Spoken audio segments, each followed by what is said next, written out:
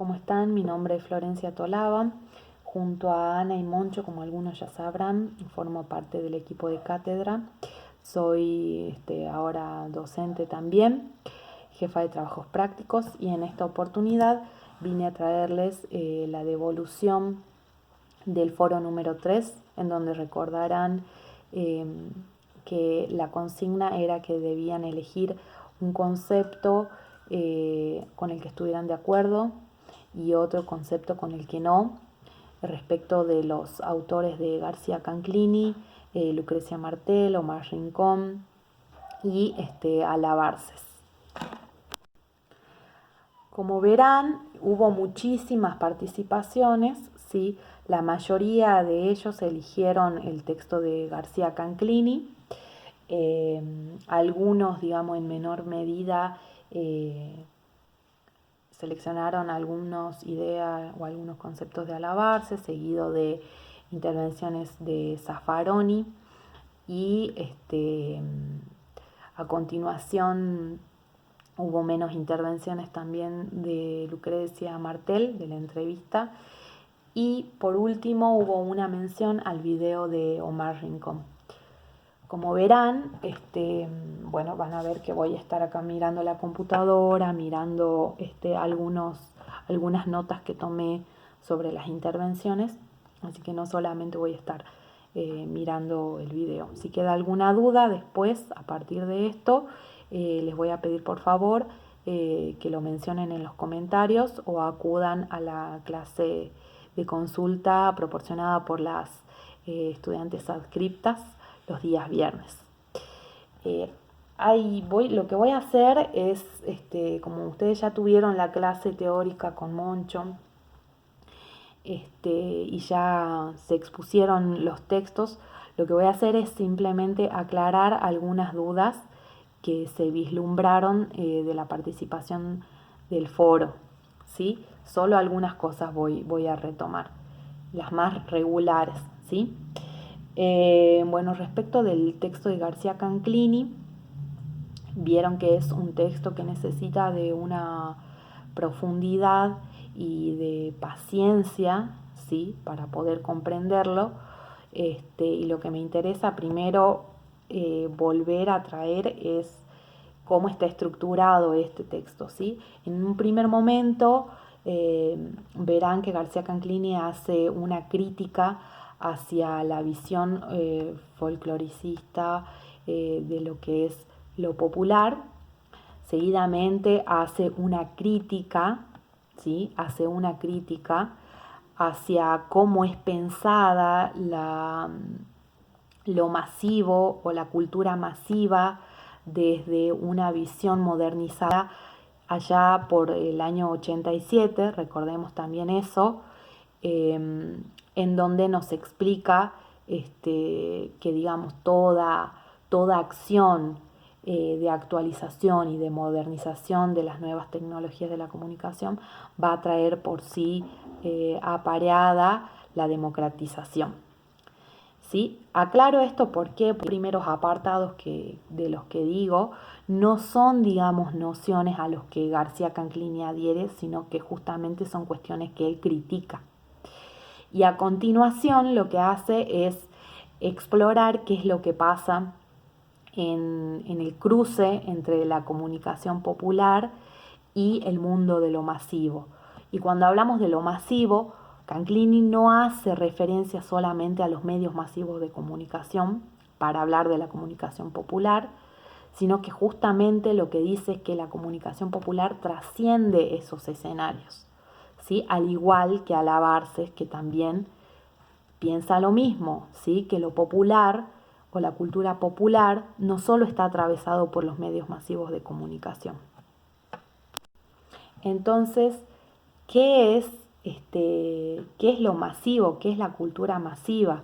Y lo que nos va a decir García Canclini es que es un modelo cultural, la forma en la que han adoptado las relaciones en un tiempo determinado, ¿sí? No nos dice que es solamente los medios masivos de comunicación. que digamos esas relaciones que son de determinada manera están condicionadas por justamente las condiciones de producción, de circulación y de consumo. Y en su lugar, lo popular es una forma de actuar en lo masivo y no algo que está opuesto a él, no es algo que está opuesto a lo masivo.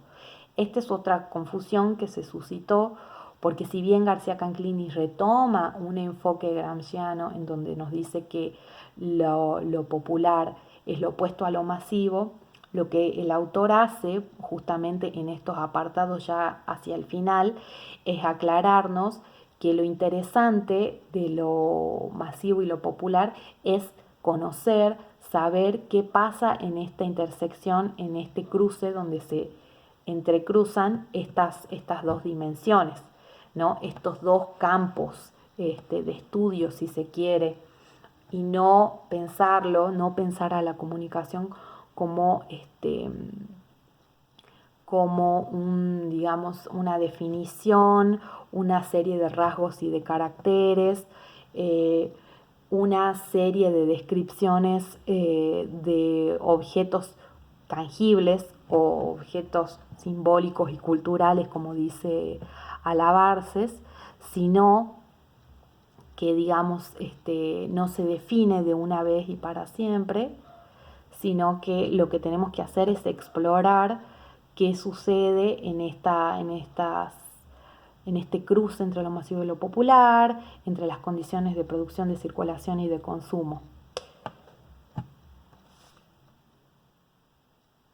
Si no, ¿qué pasaría, digamos, si nosotros diríamos que se define la comunicación popular a partir o por oposición, ¿sí?, a lo hegemónico y no por suposición? Lo que estaríamos haciendo es caer en un esencialismo, es acercarnos a un riesgo de hacerlo sustancial, es decir, de darle ciertas características definidas y nos perderíamos de toda esa riqueza cultural, diversa y dispersa, como dice Alabarce, esas formas de diferentes formas que conviven, que están a nuestro alrededor, de vivir, de conocer y de ser, que es, digamos, la cultura popular, que es un poco también a lo que apunta la entrevista de Lucrecia Martel, como han mencionado ustedes bien en sus intervenciones, cuando se cuestiona acerca de lo folclórico, ¿no? Nos dice que lo folclórico es algo que parece ser algo cerrado, dice algo barato, algo bélico,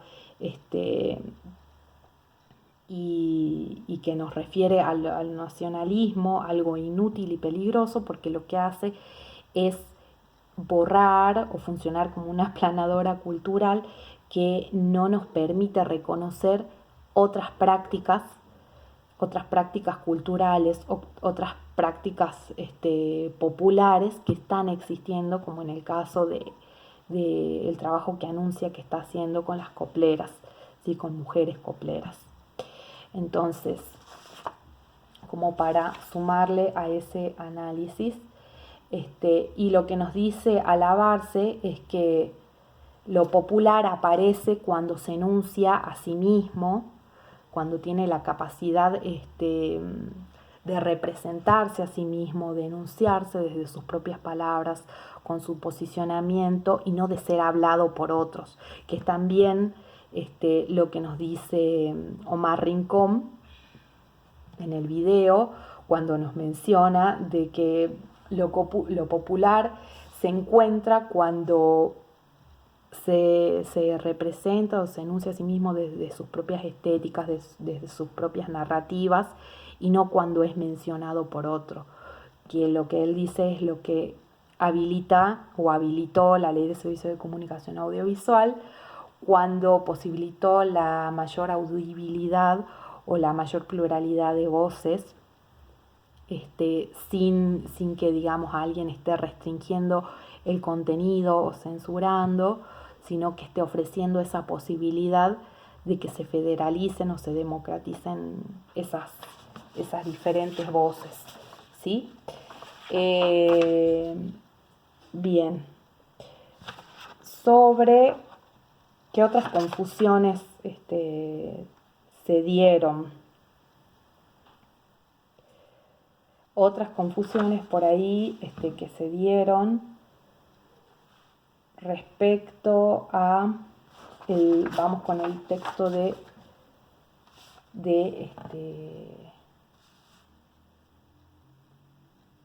Alabarces. Ese texto no presenta mayores dificultades de comprensión respecto a lo masivo y lo popular.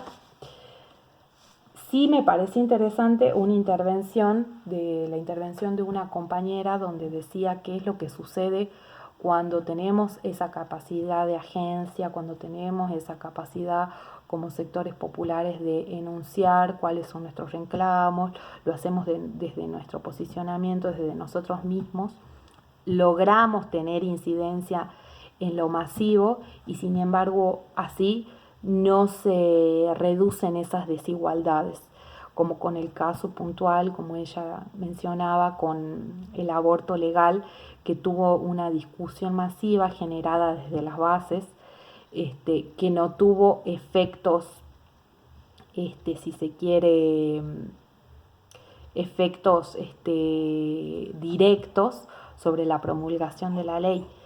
Sin embargo, digamos, esa democratización, esa puesta en público de la discusión sobre dicha temática, posibilitó justamente que estos sectores puedan ser protagonistas, se enuncien a sí mismos sin mediadores, se pudieron representar a sí mismos.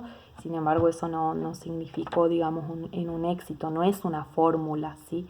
La comunicación popular es un proceso justamente que muchas veces puede funcionar en términos de logros y de éxitos y otras veces no.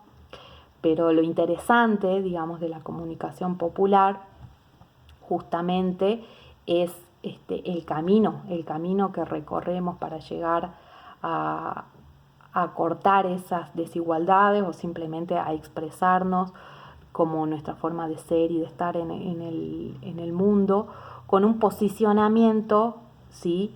que justamente busca la igualdad, busca la democratización, utiliza el poder justamente como dice Alabarces, ¿no? Para viviendo y conociendo, disputando el poder para lograr una mayor